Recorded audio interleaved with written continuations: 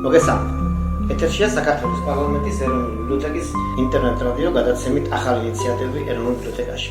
ეს მეორე გადაცემაა და პირველი გადაცემა არც ისე დიდი დროა და მიხარია რომ ახალი ინიციატივები მართლაც ახალია და რაღაც დიდი პერიოდის განმავლობაში არ გვხდება ამ თემებზე საუბარი. დღეს ჩემი სტუმარი ბატონი ზურაბ კალანდაძე ბრძანდება, მოდით ამ მხატვარი და პროექტს თავად წარმოადგენს.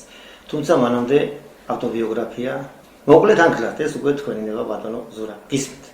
უპირველეს ყოვლისა მინდა თქვა რომ ეროვნული ბიბლიოთეკა თვითონ ეს ადგილი ჩემთვის არის ძალიან ძვირფასი ადგილი. ამ ბიბლიოთეკაში დადიოდა სამუშაოდ მამაჩემი, პოეტი და ლიტერატურის მკვლევარი გიორგი კალანდაძე და არა მარტო ლიტერატურულ საქმიანობას ეწეოდა როგორც მკვლევარი და მეცნიერი, არამედ ასევე ლექსებიც აქვს დაწერილი ეროვნულ ბიბლიოთეკაში. და მათ შორის აქვს დაწერილი ლექსი თვითონ ბიბლიოთეკაზე. ზებრად ხარ გასულ უკაცრავად. დიდი სიამოვნებით მოგესმენთ მეც და ჩვენი მსმენელები. მე დასაწყისს გეტყვით გზელი ლექსია ძალიან, მამ ლექსზე თავის დროზე ერთ-ერთმა ძალიან სერიოზულმა კრიტიკოსმა თქვა, რომ დაამშვენებდა ნებისმიერ ქართულ გამოცემას საერთო კრებულებს ქართული პოეზიისაო და იწყებოდა ასეთი სტრიქონებით. ბინდმა მოაბნია სარკმლებზე იები დარბაზში ახლა სრული სიწყნარია და შემდეგ მოდის ნელ-ნელა ვითარდება და ისე არის წარმოსახული შიგ მკითხველები როგორც მუმიები და რომ ეს მთელი ეს მუმიებით არის მოფენილი დარბაზი, მაგრამ დარბაზი არის მაინც მღელვარე და აი ამ მღელვარობაში ესე იგი არ ჩქეფს ოკეანე აზრისა და ფიქრისა.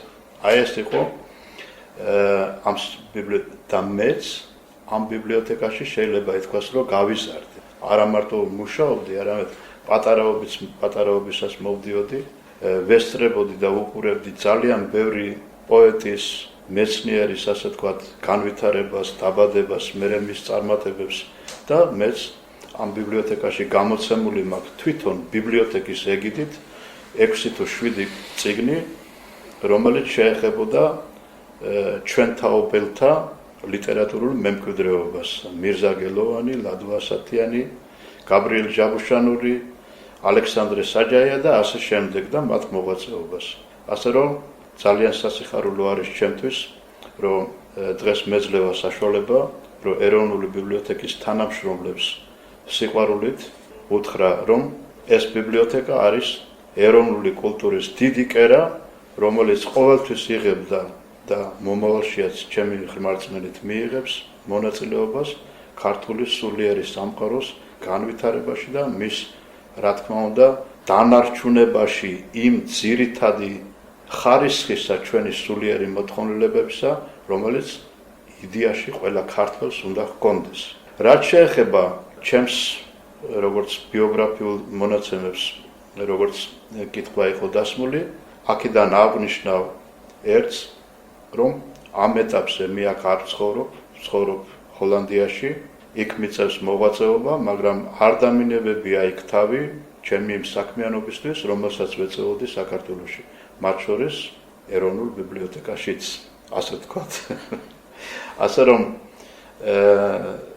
ჩემი ფუნქცია, რასაც აქ ვასრულებდი, ეს იყო ლიტერატურის კვლევა, ეს იყო პოეზია, ქონდა აქვე გამოცემული კრებული, რომლის რედაქტორი იყო შესანიშნავი საყვარელი მართლაც მინდა ვთქვა ქართველი პოეტი გიგი სულაკაური და სინანულით მინდა აღვნიშნო ის ფაქტი, რომ გიგი სულაკაური სულ ახლახანს წავიდა ამ ქვეყნიდან და ძალიან დაგვწყვიტა გული.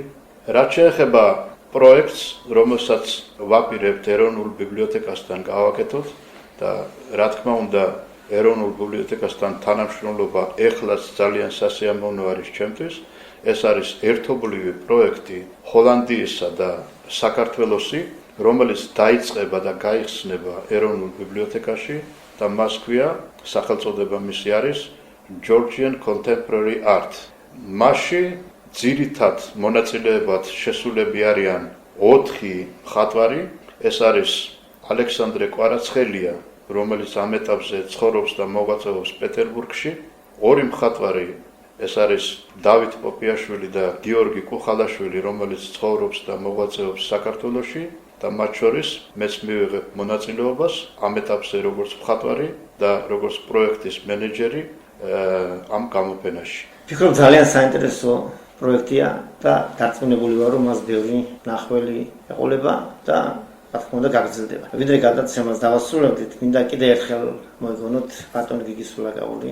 მისი რედაქტორობით გამოცემული წიგნი ბუნებრივი არ მინახავს. და სამწუხაროდ არც თქვენ გიცნობთ აქამდე საფრთხოვანებული ვარ თქვენი ორი წიგნი, რომელიც გამოცემულმა თაწმინდა გამოსცა და დარწმუნებული იმაშიც, რომ თქვენ კიდევ ერთხელ იქნები და მრავალჯერ ჩვენი სტუმარი, იმიტომ რომ გვაქვს გადაცემა ლიტერატურული რადიო ინტერვიუები, გულახდილის საუბრები და გამოცემას და თქვენს პოეზიის შესახებ. აუცილებლად ვისაუბროთ. ახლა გთხოვთ რომ რამდენიმე სიტყვით ბატონი გიგი გაიხსენოთ. როგორც ცნობილი არის ალბათ თქვენთვის და ქართული საზოგადოებისათვის, გიგი დაიბადა დიდი ქართველი პოეტის არჩილ სულაკაურის ოჯახში. არჩილ სულაკაური ეწეოდა არა მარტო პოეტურ შემოქმედებით მუშაობას, არამედ ასევე იყო გამომცემლობის დირექტორი და ძალიან ბევრი საინტერესო ნოვატორული წიგნი გამოსცა თავის დროზე, გაგანია კომუნისტების დროს, შეგბილებლად რომ თქვა, ეროვნული ხასიათის ლიტერატურა და იყო ძალიან პროგრესული პიროვნება. გიგი სულაკაური ისე მოხდა, რომ ჩვენ მეზობლად ცხოვრობდით და არჩილს ვიცნობდი ადრე როგორც ლიტერატორი, მაგრამ გიგი გავიცანი სულ სხვა კუთხით. გიგი იყო არა მარტო პოეტი კარგი, არამედ იყო ძალიან კარგი პიროვნება, სიკეთით სავსე ადამიანი და მისგან არავის ჩვენ ახლობლობაში არ ახსოვს არაფერი გარდა დიდი გულთბილობისა და სიკეთისა. მაგრამ ამავე დროს გიგი იყო ძალიან დიდი პოეტი. მან შექმნა, შემიძლია თამამად თქვა ასე, რომ თანამედროვე ქართული მოდერნისტული ლექსის ერთ-ერთი ფუძემდებელი იყო და ამ მხრივაც დიდი კვალი დატოვა ჩვენს კულტურაში.